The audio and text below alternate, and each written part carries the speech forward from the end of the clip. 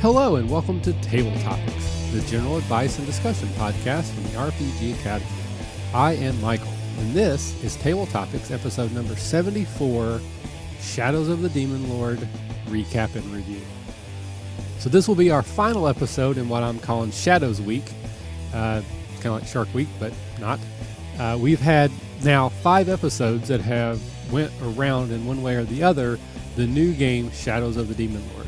We started off with an interview with the creator of the game system, Robert Schwab. We then had 3 episodes of the actual play under our The Trials headings, where we got to play test this game. And here is our recap and review, where we bring all the players back together. We talk about what we liked and what we didn't like, and kind of give it a recap and review. Spoiler, we all really liked it, and we're big fans. So hopefully you guys are too, and you will take a moment to check out the game system as it's being kickstarted, which should be going on now, and take a look and see if this is something you would want to back as well. So anyway, here is Table Topics, episode number 74, Shadows of the Demon Lord, Recap and Review. So hello and welcome to Table Topics. I am Michael, and I have brought along with me, as I always do, my favorite co-host, and yours, the Caleb G. Caleb, how are you doing tonight, sir? Oh, I'm just lovely tonight, Michael, and how are you today? I'm doing very well, sir. Thank you for asking. So tonight we are going to do our recap of our trial of Shadows of the Demon Lord. So for that actual play test, we had 4 players, myself, Caleb G, and then Scott 1 and Scott 2. So Scott 1, would you say hello to everybody? Howdy, everybody out in Radio Land. And Scott number 2, would you say hello to everybody? Hello, everyone out in Radio Land. This is Scott number 2. So we probably need to come up with a different way to differentiate you. Do either of you guys have a middle name or a nickname that we could maybe use? My middle name is Caleb G. So, Oh, that's how I know you. yeah. So I get a lot of your mail. Kind of a funny story, but if you could start calling yourself a Caleb G, and I could be another Caleb G, that would be great. But seriously, if either of you have a nickname or a middle name that would work, that would probably be great. The ones I know from my Facebook group called My Name is Scott Brown Too is Scotty B, Scotty Too Hottie, Downtown Scotty Brown. Any of these are acceptable. Okay. Bearded Scott, it is. I'm not too. Or no, you for could be Scott huh? Classic, because you've been around long. You're Scott Classic. But we have New Scott. There we go. New Scott and Scott Classic. There we go. Done. All right. So, gentlemen, thank you very much for joining us here tonight for this table topic recap of the trial of Shadows of the Demon Lord. Basically, we had a chance to get the game, get to go through it pretty early. I think initially, at least at the conversations we've had, we all were pretty positive about the game, but I want to go through some of the specifics of what we liked. We'll get around to some of the stuff that we didn't like, in any closing thoughts. So Caleb, I'll start with you. Sort of big picture, what were your overall impressions of Shadow of the Demon Lord? Oh, man, I loved it. Hands down, top to bottom. I was really impressed with just the simplicity of the mechanics, but the fact that it still felt like a really deep, involved game. It's very surprising for me to say this, but I did not care about my general uselessness as a first-level character. I was very invested with that character, even though I couldn't do a lot with him. I still had a blast playing that first-level nobody, although I'm still not going to go back and enjoy that zero-level race-only character. You can do that by yourself. And I really loved the world. The world that Rob built for us was just fantastic. I mean, it was so familiar with so many different bits and pieces of different genres, but it just put it together in a very unique, very entertaining way, especially in the second conversation we had with Rob about the rest of the world, over and above what Nat told us during our playtest. I'm sold. I'm 100% sold. Awesome. All right. So, Scott Classic, same question to you, sort of overall thoughts about the game. Well, it felt a lot like classic D&D, which I thought was great, but by far my favorite part of it was the It comes across right in the title. The Shadow of the Demon Lord. I really felt like I was living in the shadow, under this oppressive, terrifying regime of nightmarish realities that penetrate into our casual sandwich discussions, and I really enjoyed that. I find that as my tastes evolve in terms of gaming, I'm really enjoying the horror aspect more, and this seemed like a really juicy way to bite into it without a lot of mechanical claptrap laid on top. Okay, thank you, sir. And then New Scott, same question to you. And again, for those of you who don't know, New Scott filled in because Matthew was not able to be there for our Shadows of the Demon Lord trial. As Jerkface. Jerkface. Matthew, not Scott. New Scott. New Scott is one of our patrons, so he supports the show, and so he was sort of top of the list to get the invite, and he was able to do it. So first of all, thank you for that. I hope you had a good time. And then back to the original question. So what did you think of the game, Scott?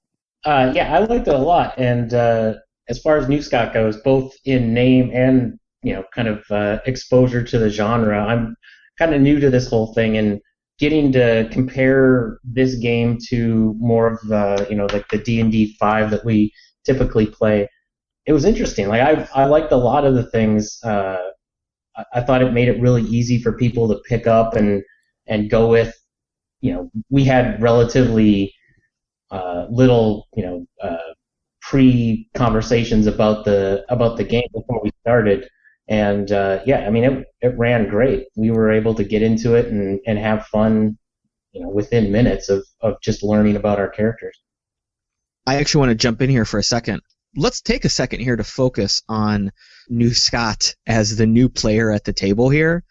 This is one of the things that I was most interested in coming to this table topic episode. By this point, folks, you've all listened to us play. You've listened to us talk with Rob about the game, about the rules. So I don't want to go over a lot of crazy rule points, but I'm really interested to know what Scott thought about jumping into a different system from 5th edition, kind of switching gears from learning 5th edition to now learning something new. I'm really interested in that. So highlight on New Scott right now.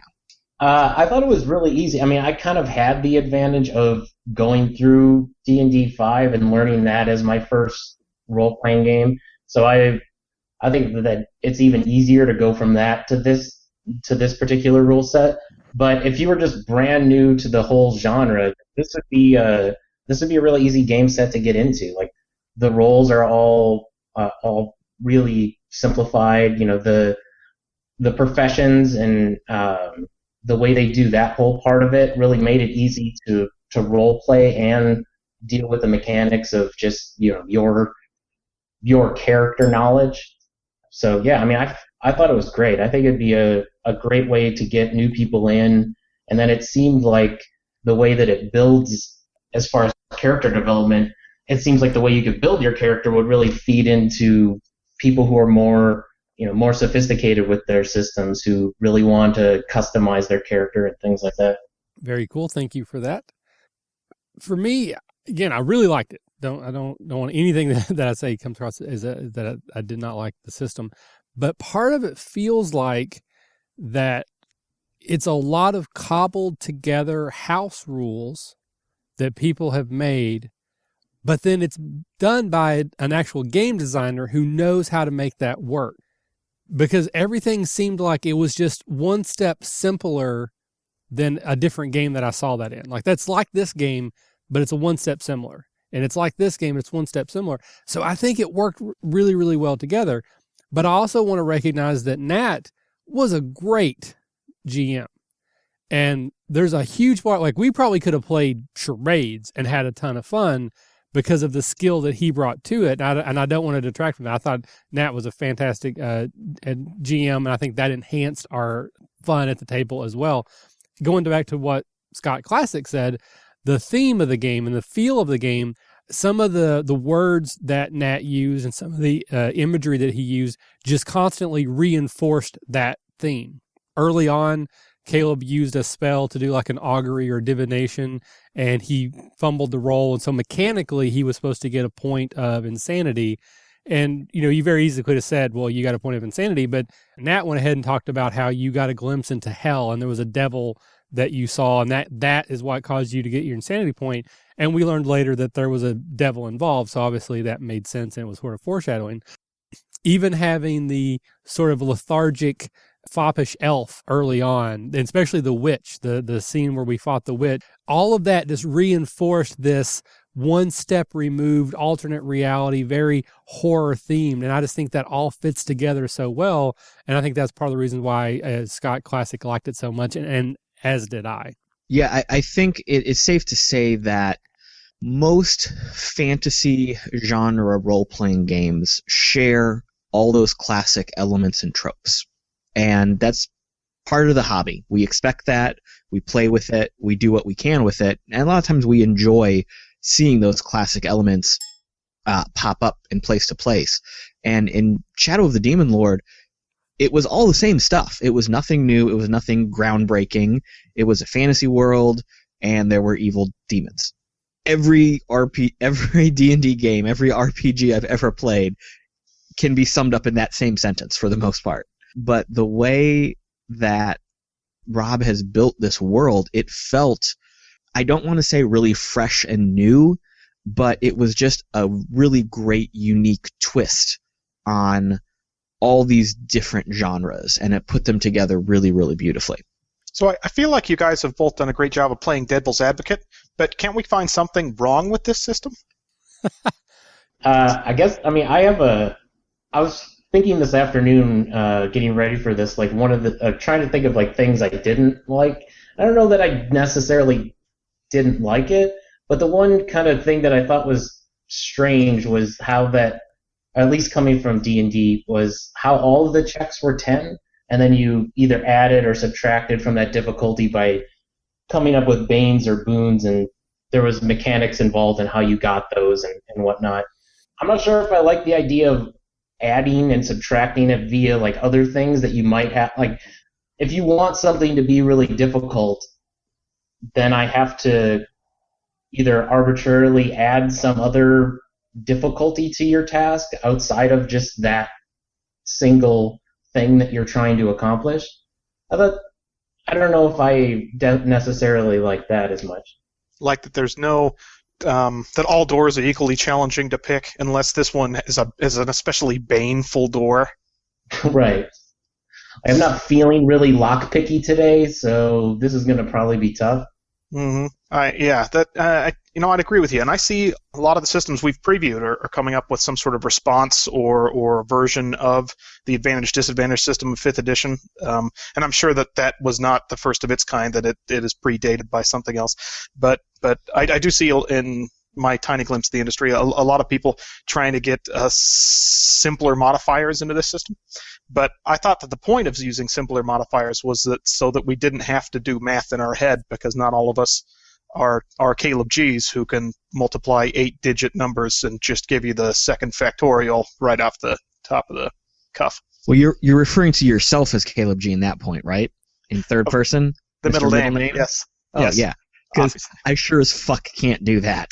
Well, and go back to New Scott's point, you probably haven't played Savage Worlds yet. If you have, that is one game that I am somewhat experienced with that does something similar, that pretty much everything that you need to do has a target number of 4 unless you are actively opposing, which is pretty much how this works, except the target number is 10. So I've had some familiarity with it, so it didn't seem as unusual to me as it obviously did to you. I still kind of agree with you that there are these weird things where, climbing across a tightrope between 2 buildings is just as difficult than picking a lock, is just as difficult as bribing the guard, is just as difficult as this thing or the other. But I think the trade-off, what they were going for, is that it's simple and it's easy to use.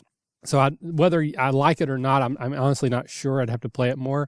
But I appreciate the simplicity that they've built in, because most of the time you would rather just get past that to get to the drama. Either you succeeded, so now you're on to the cool thing, or you failed, that's the fun thing.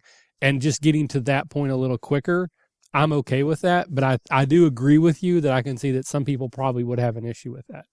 For me, the one thing, this is very minor, is the initiative. And when I first played it at Winter Fantasy, I didn't really like it. I didn't get it. Playing through our playthrough, I was fine with it. I don't like the terminology. I don't like player fast turn, bad guy fast turn, player slow turn, bad guy slow turn. I've even thought that as like, what would I call that? I just don't like those words. I would prefer quick actions, slow actions, or half action, full action, something just to make it a little bit more evocative. That to me feels like a first draft term. What was that, Classic Scott? Less action and more action. There you go. And satisfaction. Oh. Yeah, and I kind of got the impression from Nate that a lot of these terminologies are they're being worked over on their side, but I kind of liked the way that the initiative worked. Like it seemed to lend itself more to some strategy where it was still quick, like there wasn't any dice rolling. You were just making the decision between fast and slow, and then everyone could kind of just play through the combat strategically, however they decided. I thought it was an interesting way. I'm sure it's probably you guys have probably been exposed to it in other systems, but it was a unique way to do it as far as I saw it. It seemed to work. Yeah, I liked the initiative that way. It definitely felt foreign. But as we got into it, I saw its value in keeping everyone involved in the moment. I think it built a lot of tension at the table. We were kind of invested to see, is the bad guy going to act now? Is he going to act later? What are we going to do?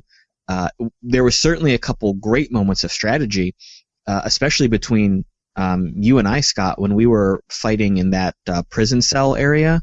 There were a couple times where we kind of swapped turns. I was saying, oh, well, let me go and attack this guy. And you said, well, wait, hold on. Let me take a fast action first to set you up for your next action. It's a nice dynamic. It's a good way to reinforce everyone playing together at the table. And this is something that Rob brought up. I mean, he's been through like 50 or 60 versions of this game in his course of development. And he has addressed all of these issues, especially initiative and combat and all of that, many, many, many times. I think it really works for the system. I think it serves to highlight the difference of this system. Any version of D&D, other similar role-playing games, it's definitely something I might not use in a different game, but I really like it in this context. And I really like the fact, as a little bit of a tangent here, when you're fighting the crazy big monsters, they're the ones that get multiple turns.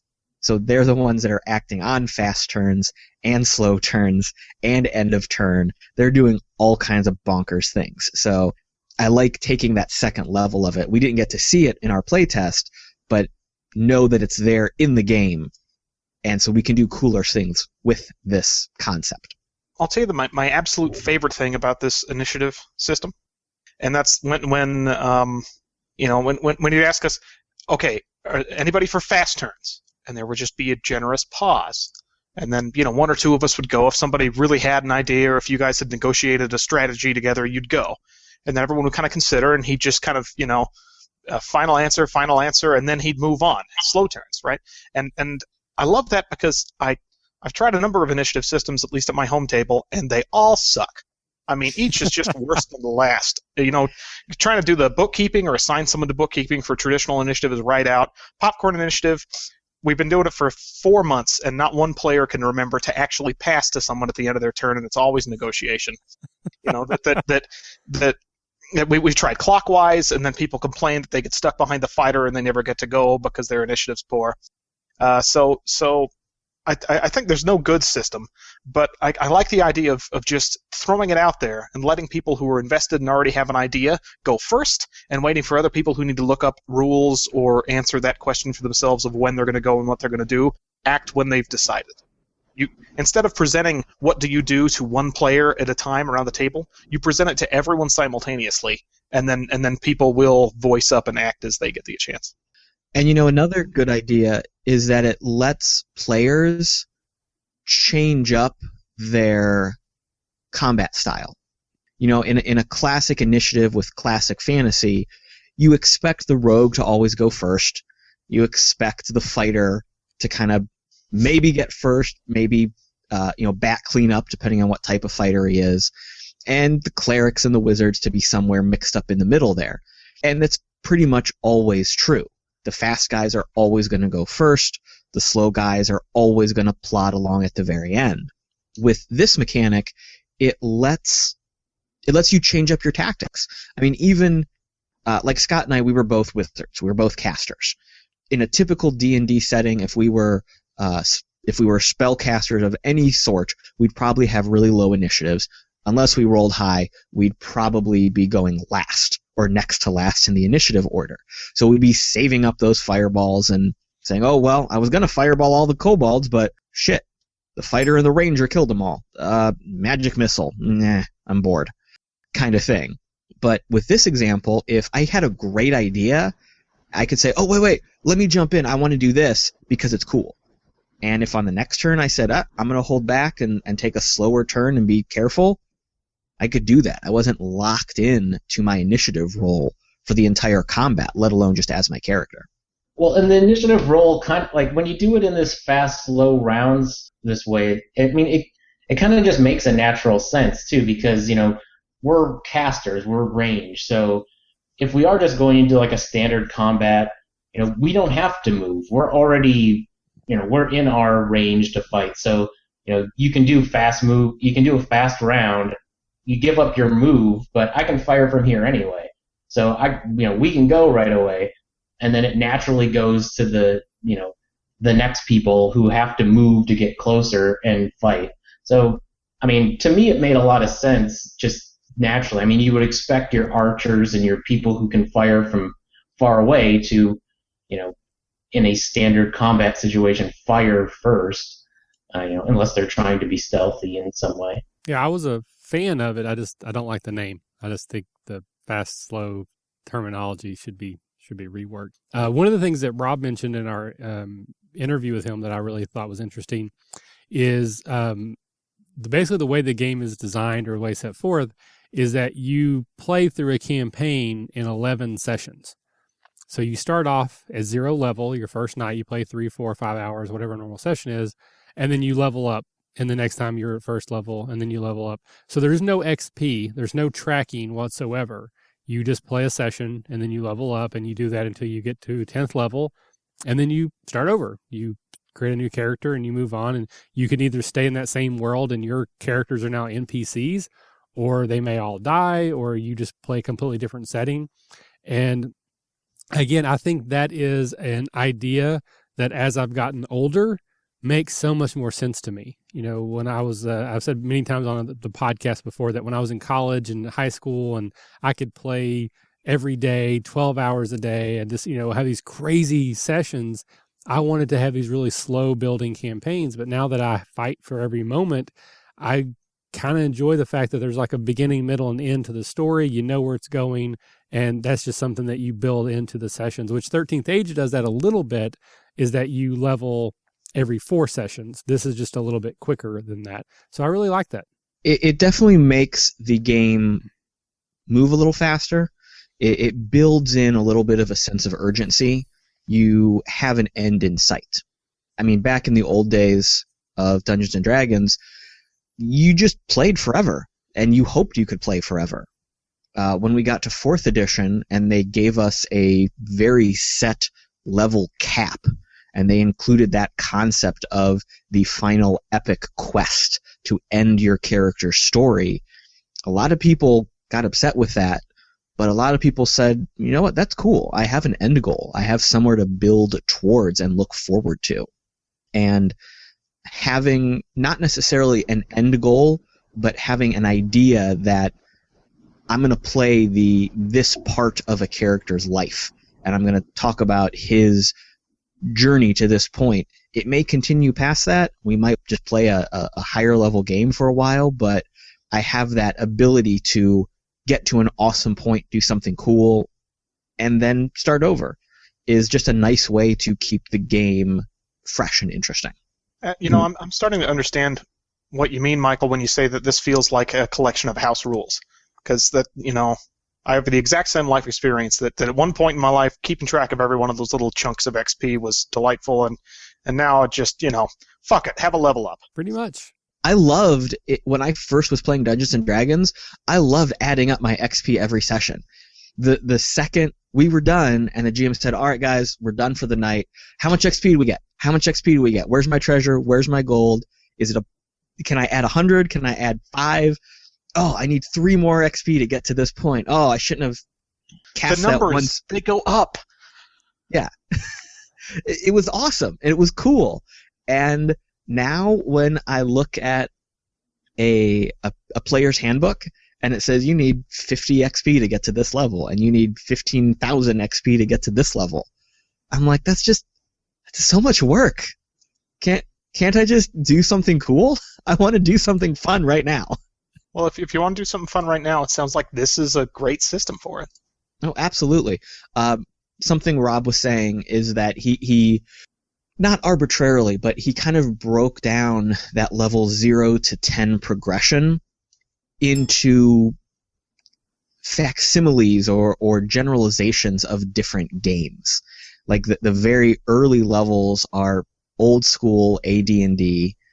The mid levels, you're getting into that 3.5, 4th edition epic stuff, getting bigger and bigger. And as you are power gaming out at your 9th and 10th levels, you're getting into those really cool epic handbooks, mythic handbooks, the superhero, we define how the world works kind of games. So that was his vision in limiting the game at this point to these 10 levels. He still wanted to include the concepts behind those different types of games, and I think he did it really well. I mean, we haven't seen what you can do above level 1, but from what he was talking about and some of the spells and abilities that you can choose from, it's up there, and it's bonkers, bananas, off the wall crazy. I mean, that idea sounds really cool. It seems like a different. It almost seems like a different idea than like Dungeons and Dragons, at least how I kind of understand it. It seems almost like we're gonna run this adventure, like one of the adventures that Wizard releases or whatever. That's for like level 1 to 8. But for this game, it's like you're gonna roll a new tune, and when you're done with this adventure, that's the end of that. You will have gone from new character to end of your development. Which is interesting, but I mean, it seems like that's like a video game kind of dynamic. It's you start at level 1, you get to level 10, and you've completed your task. If you want to play again, you can make a new character, which is definitely fun. But I've never had the dynamic, the history that you guys have. So I've never had a character that I've taken out for a year or whatever and seen how that developed. And I find that also very interesting. So again, I guess depending on what you want out of that, out of your system, that could be a really good thing. You mentioned that you haven't had that experience, and I don't think we have either. I mean, we've talked about it a little bit on recordings before, and I've heard you guys talk about it on other podcasts, that how many role-playing campaigns have you finished because somebody moved or had a kid or got a new job, versus how many have you actually finished where there was a complete final story with some sort of conclusion?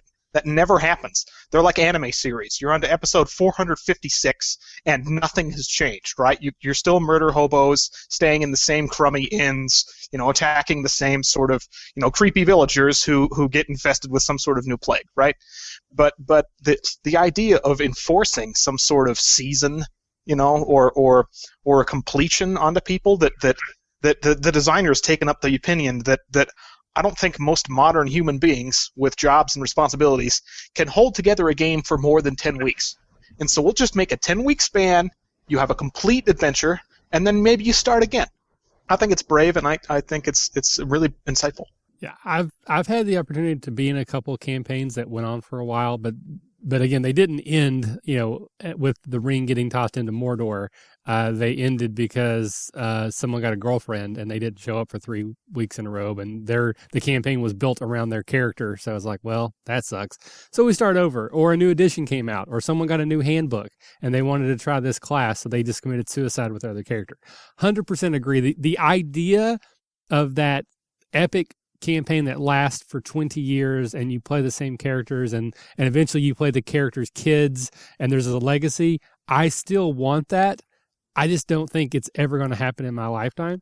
So I really like the idea of a game like this. And Rob even says that this is like a pick up and play.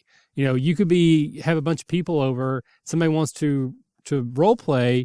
You could just throw this together pretty quickly because we had pre-gens, but you could have done what we did for pre-gens in 15 minutes. And once you know the system and you've played it a couple of times, you could do it as little as 5. You could just roll all the random stuff and just put it, plot it on the chart, 5 minutes, everybody's got their numbers, and you can kind of figure out how you're going to play them as you go. And, at this point, there's other games that do that. This isn't the first one, but I like how this one does that. And I put it in the same category as some of those others, that you could do this sort of a last spur of the moment thing. Most role-playing games, you could not do that. Unless people, have already played before and very experienced. Even with 5th edition, if we had 3 hours and someone's like, hey, you want to role play? And I've not done any prep and they don't have any characters, I'm going to say no. This game, I might be willing to say, all right, let's see what happens. Let's just roll characters real fast, see what you get. Maybe that'll spur my inspiration and I'll know where to go. And I think one of the things that allows that to happen is how bare bones these character sheets are and how little information we have to define a PC. I'm kind of on the fence about this because I really like it. I like how simple it is, and I like how Rob has still used these really simple concepts to make a very deep and usable character. At no point during our playtest did I feel, well, I want to do something, but I don't know how to do it, or I don't know if I can do it. And I think that mostly speaks to Nat running the game, because he really brought us into that game world very smoothly and kept us invested.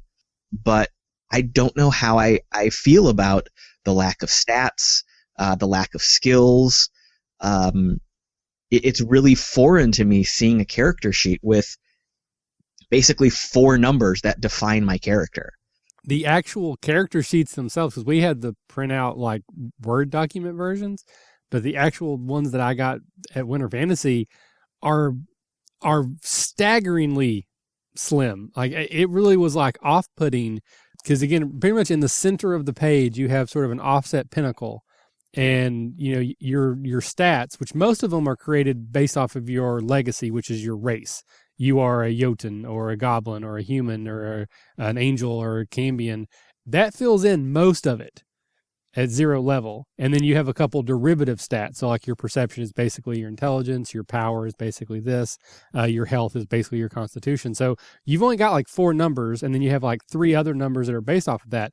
So on your character sheet, that all fits in like a 3-inch radius circle, and the whole rest of the sheet's basically blank.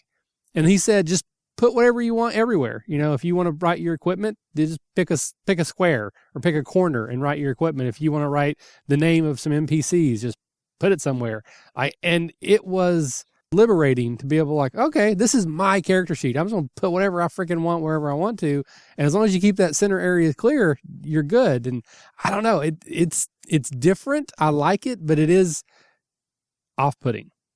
The one thing that I thought was, dealing with like the attributes and skills and stuff that you would have, it does simplify it a lot for new people. Like the idea of just having professions, like your profession, if you wouldn't have gone into adventuring, you would be into, history or soldier, whatever. That alleviates having to have a bunch of, specific history related or soldier related skills in your skill set. You're just, if you can explain some way that, your knowledge of history would affect this this thing that you're trying to ask or this task that you're trying to do, fine, then you're adequate at that. So I kind of like the way that we can get rid of a lot of skills by just having this real general profession. So then you don't have to keep track of all these additional numbers that you'll probably use once a game, maybe, if the right very specific things happen. But if you just have a general knowledge of this type of thing, maybe you can shoehorn in, okay, well, my knowledge of history lets me deduce that, this used to happen long ago, whatever. So I do like the way that professions kind of replace a lot of additional skills. But, on the other hand, we're all people who got into role-playing games. We like stats, we like numbers, we like to make our person, the picture of whatever we imagine them to be. So, I could see it being slightly off-putting, but as far as, being accessible to new people, I think it hit that right on the head. You're absolutely right, Name Buddy, and I'll fill you one up. That not only does it keep you from having to keep track of a bunch of skills, but I've had, it keeps you from having to buy a bunch of skills if you can't afford it. I had a GURPS character once who needed a Black Ops soldier background, and there were 45 applicable skills in the list of 90 skills that GURPS has, and I just couldn't afford to be good enough at them, that at the table I constantly sucked and failed and underperformed what I should have. And the converse, that I've never yet seen a skill system, no matter how diverse, to adequately capture all the subtleties and nuance of my fishmonger background. I mean, it's just lost to these systems that just, they don't have the real complexity or insight into the fishmongering life. And so if I just want to put fishwife on my background, then that's 100% eclipsed, right? That's every fishwifery related skill, transaction, economic investment. It's all there. Yeah, I would agree. Like kind of what you said earlier about initiative, that this is very similar to like 13th Age, because I love 13th Age backgrounds, but it's like, I'll do you one better. I'll take your 13th Age backgrounds and go, fuck it. You got professions, the end, move on. And again, it's so simple. And both of Scotts have said that. I've experienced that, where I've had rogue characters in 3.5 where I want to be the skill monkey and I want to put all these skills. So I have to make sure I have a high intelligence so I get extra points. And that means I have to, take a dump stat somewhere else. And you try to make that character equitable with someone else so that you don't feel like underpowered when it comes to combat. This is just everything you need. And, if we were to go into our real lives and what we do for a living and try to create ourselves with skills, you're not going to have enough points. I have 15 years experience in my job that involves a lot of diverse things, from management to communication to training, facilitation, and then the actual technical skills that I have. There's no way that I would ever be able to create a character that had that skill tree without cheating and giving myself extra skill points. So this is just so much easier. I am an X, I'm fishmonger, I'm a cobbler, I'm a farrier, I'm a trapper, I'm a hunter, I'm a cop, whatever. And then just, that's what you are. That's what you did before you became an adventurer. And if, as Scott II said, if it comes up in play and if it makes sense and you can justify it, then you'll probably get a boon on that role. Because, yeah, you did used to be a soldier. So when you're interacting with this general of the other army, you would know how to properly salute or whatever. So there, get your extra D6. That's right. As a DM for Michael, if with his 15 years of background and professional experience, if there comes up an ass-kissing situation, we don't have to look up the ass-kissing rules. We don't have to check out if there is an ass-kissing skill. I know that he is a professional ass-kisser, and if there is an ass...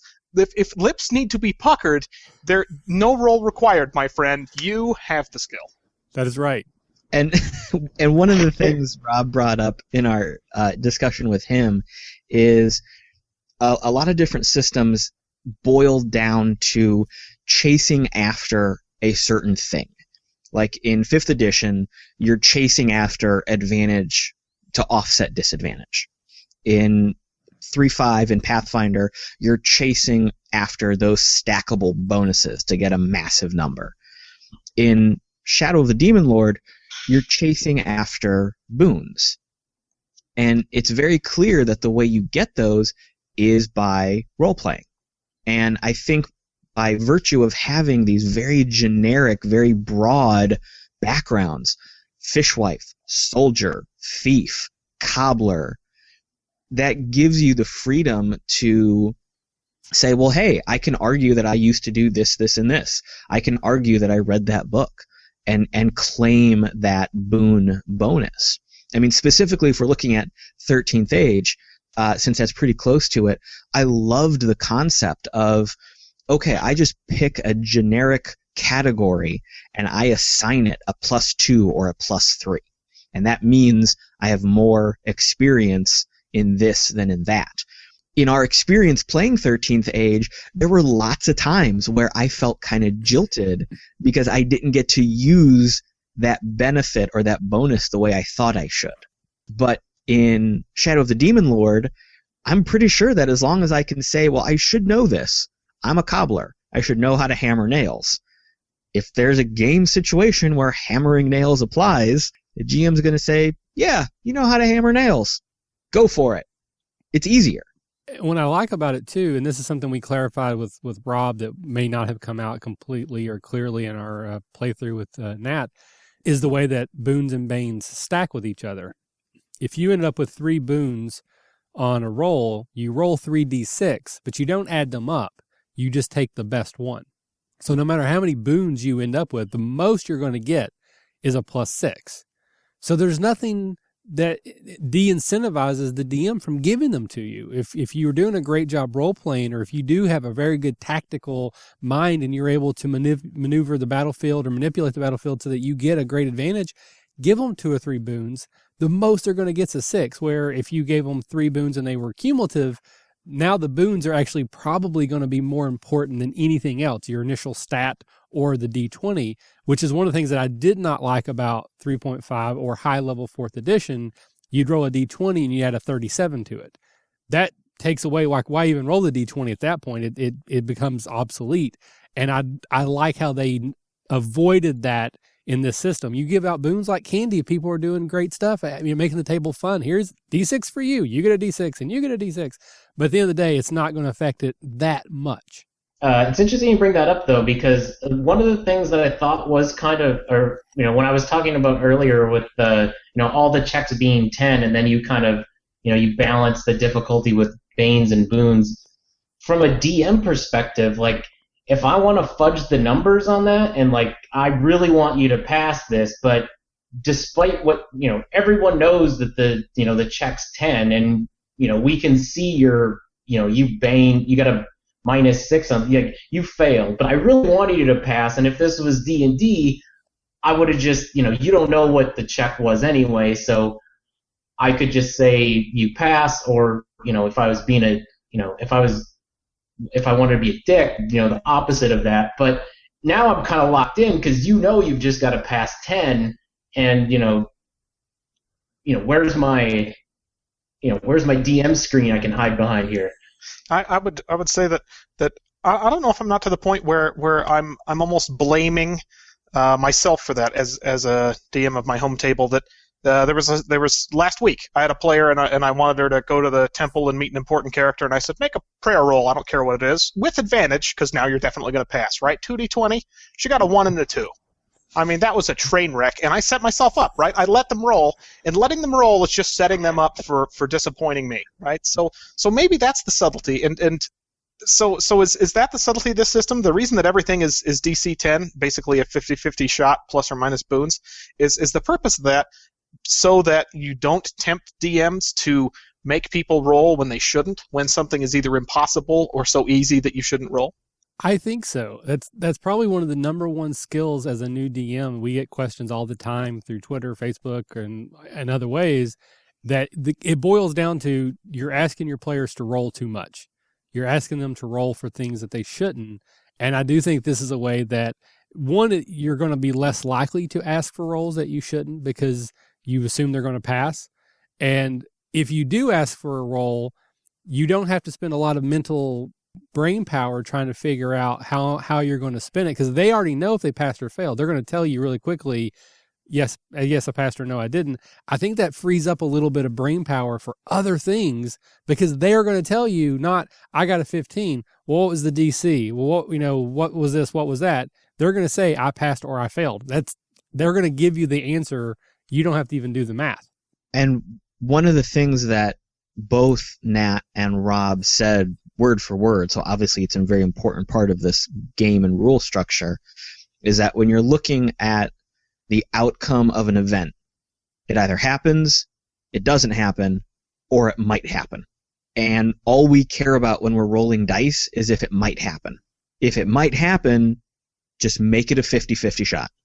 Keep it simple and draw the entertainment from that. And I think that's the mindset that these guys are coming from with this game. I think that's why a lot of times you just claim success straight from your profession or your role playing. I mean, I think even Nat told it to us when we were first starting. Guys, if you role play it out, if you have it in your profession, if you can argue it, I'm just going to say you can do it. I don't care. That kind of stuff doesn't matter. We roll the dice when either it matters or it's entertaining, whether we pass or fail. And this is also a great way to bring up the whole fail forward thing that we have touched on in the past. Sure, I might fail to hit that 10, but we can derive the entertainment from, okay, you still did it, but now this happens too. There's a lot of flexibility in that whole pass-fail achievement. And doing this lets the GM focus on that. I mean, as you said, Michael, I don't have to spend the brain power to think about, he needed to get a 14, but he maybe didn't get it, but he kind of did really well, so maybe I'll give him a +2. Or, all right, well, he was balancing and there was wind, and what did that wizard cast? And maybe this should be a 16, or maybe I should have given him disadvantage. I just know pass or fail. And then I'm saying to myself, well, do I care if he fails? Ultimately, what does it matter? Where's the entertainment? And okay, he failed, but he played it out really well, and I want to do something cool here. So you failed, but you failed so spectacularly well, this happens. Or you failed, so now here's an opportunity for me to introduce 3 more zombies, or that kind of thing. I mean, there's no critical hit, there's no critical miss mechanic in this game, so the whole pass-fail thing can also be a, wow, you succeeded. You did an awesome success there. Well, you failed. Okay, now you broke your weapon. I mean, it could be as simple as that. There's so many ways to interpret this whole get a 10 result. And 2 things I wanted to throw in there. The mechanic about insanity and corruption are also 2 parts that I really, really enjoy about the game. And it definitely, it also reinforces that theme that we talked about earlier. And it's also an easy mechanic that you could just not include. Like if you want to go for a more fantastical D&D, Lord of the Rings element, you could just not use those 2. Or if you really want to reinforce like a Call of Cthulhu game, you could make those very prominent in the game and maybe how they're used or how often they come into play. But again, going back to Nat's skill, early on in the game, you cast a spell that you failed the roll for. But you still succeeded. The spell still did what it was supposed to do. You still got the answer you were looking for. The failure consequence was you got a point of insanity, which was super cool. So it wasn't failing equals nothing. Failing equals better, more story, more interesting. And again, that's Nat's skill, and that's also the system and how it's designed. So I think A+ for both of those. All right. So I think it's pretty obvious we're all big fans of the system, all big fans of Nat and his talent at running the game. And I think, what Rob has put together. I know we kind of went around once for things that we didn't like. I don't know if Classic Scott ever really got to you. You asked the question, but I don't know that you got a chance to answer it. So was there anything about the game that you didn't like? That's the reason I asked the question, because I had a hard time answering it myself. If I had to pick something, it was merely topical. As a player, I really don't like puzzles. So If you're ever playing a game with me, you'll know why. Because as a DM, I come up with horrible, obnoxious puzzles that obviously no one can solve, and torture them with them. So when the tables are reversed, it just makes grumpy times. But no, I mean, I thought the system was brilliant. Like you say, pick up and go. Yeah. I had one other thing. So like I was kind of on the fence on the checks all being 10, and Caleb had some really good points, and I kind of agree with him now. Like I agree, if you're going to have the professions, which are these general overarching things that take away skills, then just make those passes. Like we don't need to roll on those anymore. Like let's not get bogged down with that. But the one thing that I did I'm okay with the checks thing, but the one thing I actually did kind of think was odd or just didn't really fit in with this type of system was like at least from the sorcerer or from like the caster standpoint, like a lot of the powers and stuff, they were all the ranges and things on them. They all had like very specific like yard measurements. Like this spell is only effective from this many yards plus your power or whatever, which didn't really seem to mesh with how we were tactically playing the game. Like we never said like I'm going to move forward 20 yards or something. We didn't have this wasn't a tactile square game or whatever. This is theater of the mind. So like if my power is only 5 yards, it seems weird that you'd put that kind of verbiage in your power definition, but then like everywhere else in the game, it's all seems very relaxed. I don't know if it's necessarily a negative, but it didn't seem to really mesh with the rest of it. It's an excellent point. I would have thought they'd have gone for more of a Marvel system where they have some abstract concept of areas, where a bar might have 2 areas and a football stadium might have 2 areas because they're the only meaningful demarcation of our side versus their side. And then your spell has a range of 2 areas, so it's effective next door. Yeah, I mean, like it would have, like I've got an area of attack that fills like a 3-yard cone. Like, well, 3 yards doesn't really mean anything to me. I mean, that's a very specific a number, and we're not playing with specifics in this kind of setup. So it seems odd. So I'll take that one. When I played this at Winter Fantasy, we did use maps and minis. And having spoken to Rob, he said specifically, I love maps and minis. I love tokens. I love that. So I get the feeling that in a home game, not over the internet, the assumption is that you will use the grid and the maps and the minis so that you would probably need that to be more tactical. But the way that, like, if I run this even at home, I'm still not going to. I'm going to do the narrative combat. So I think I probably will play a little bit more fast and loose with it. But I think his idea is that you would have this cooperative storytelling game, but when it comes to that part of the combat, that you would switch over, which is still weird. I agree with you. It does seem like those are 2 separate ideas that don't quite go together. Yeah, it seems like those 2 camps of people are kind of separate. There's the tactical, let's have maps and minis, and then there's the Michael, let's just tell a story, man. Let's just have a good time. Yeah. And if I get you sidetracked like 5 times, then What squirrel? Yeah, those 2 different camps do tend to clash a little bit, and I agree with you, Scott. That does seem a little bit weird, but it's also one of the things that, well, first off, it might change. I mean, I know they're pretty much done with everything, but maybe they're going to do some more fine tuning. Maybe they're going to, maybe there'll be a little chunk in the book that says, hey guys, we put these all in terms of yards because we expect you to use maps and minis. If you don't, here's how you fudge it. Or there, there's a little addendum in the back or an appendix about using one versus the other. It's also something that I think, as you get to be a little bit more of an experienced GM and you're more comfortable with adjusting the game, you can say, you know what, here's how this works. I mean, maybe that's just my perception. I know it's where I'm coming from versus where you're coming from, but I don't see that as a downside. But seeing the numbers on the page, when the rest of the system is so do whatever you want is a little bit weird. I never really expected to hear Rear Admiral Crunch-a-Lot claim that the best way to improve a system was to arbitrarily change the number values into non-numbers. I just like to keep you guessing, buddy. I want to keep it exciting. I'm so excited. I mean, you're right. This system feels so different than a regular game. And when we were talking to Rob, I said it, I feel like I'm coming from Michael's side of the fence with a lot of my statements and comments. So maybe this game is the game that wins me over and I lose my Crunch title. I don't know.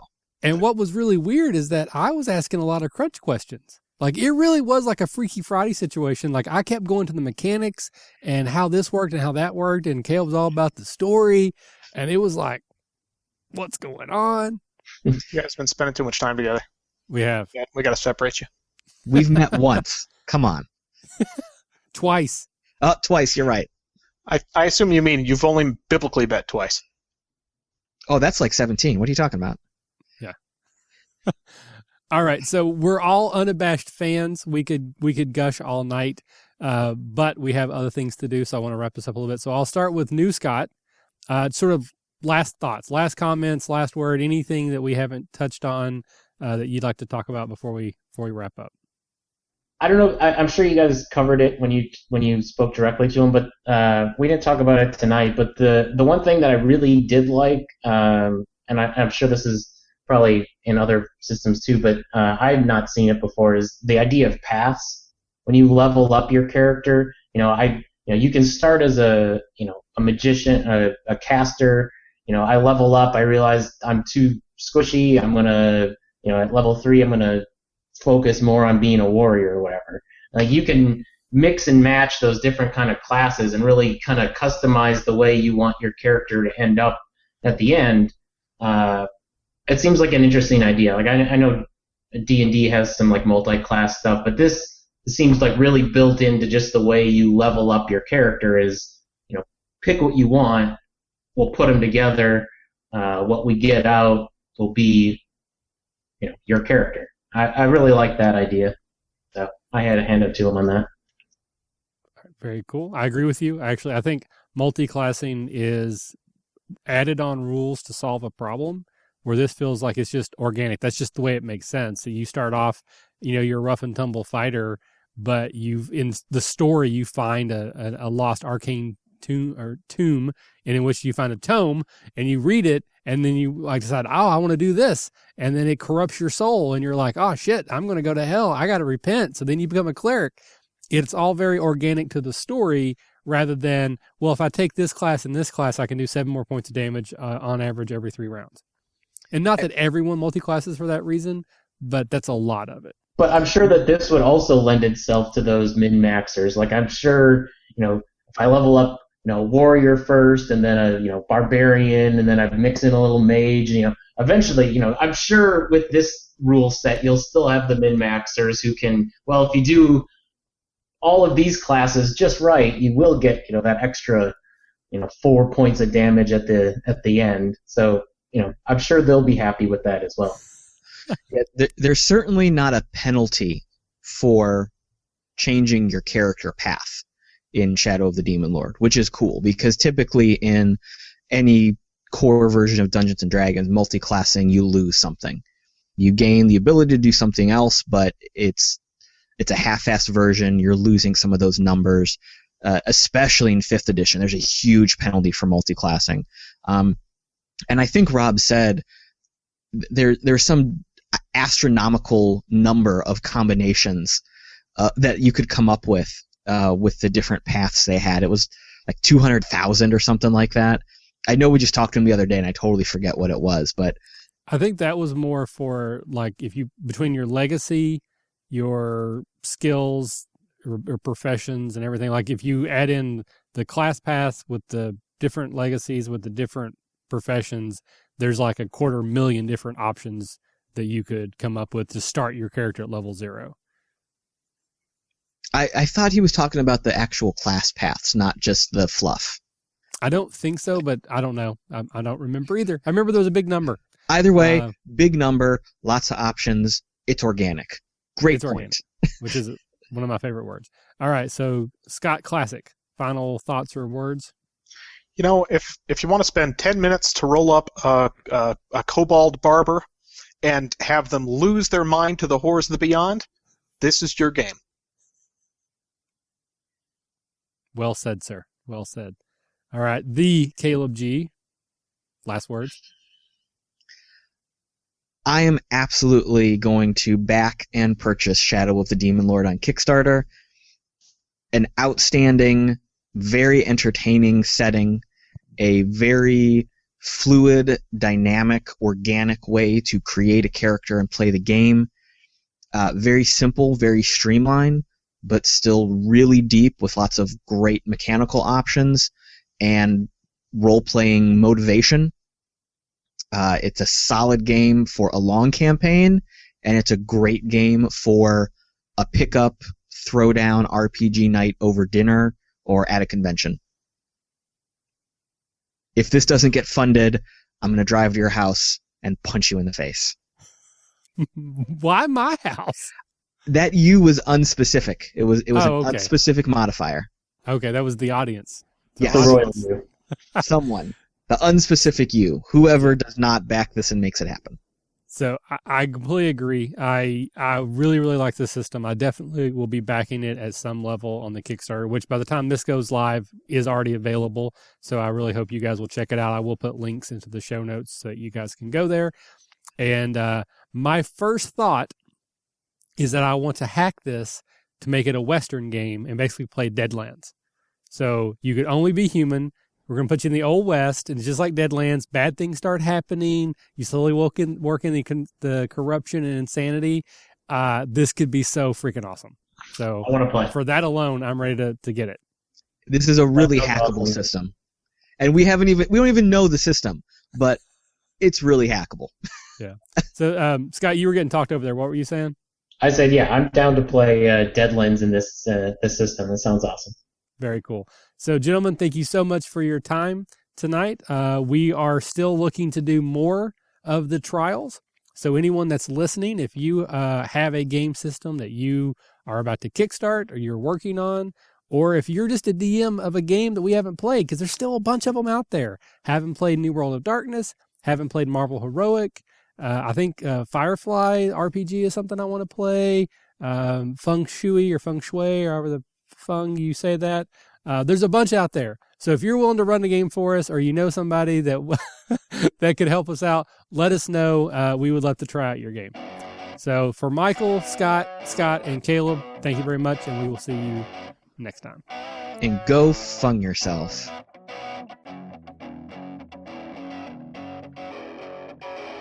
Thanks for attending the RPG Academy and listening to our podcast. We do this out of love for the hobby and for you, our fans. This podcast and site content will always be free for you to enjoy and utilize. But we do have expenses related to the show. If you'd like to help out in any way, please visit patreon.com/therpgacademy and check out the rewards we are providing for your monthly pledges. We will use all funds that come in to improve the show and give you better content and quality. And if you don't have the coin to spend, don't worry. You can still help us out numerous ways. One, you can subscribe to our show on iTunes, or you can leave us a 5-star review on iTunes or on Stitcher Radio. Also, if you clear your cookies and then visit Amazon or DriveThruRPG through our portal, we get a kickback from your orders, and it doesn't cost you anything extra. Just like an RPG, our site works best with open lines of communication. We love talking with our listeners about everything. Please contact us with any questions, concerns, and comments you have. We also love to hear feedback and experiences from your own games. You can email us via podcast@therpgacademy.com, or you can reach us on social media such as Facebook and Google+. We are there under the RPG Academy. But Twitter is usually the fastest way to reach us. You can find my favorite co-host, Caleb G, at the Caleb G. And you can find my favorite co-host, Michael, at the RPG Academy. Thanks for listening. And as always, if you're having fun, you're doing it right.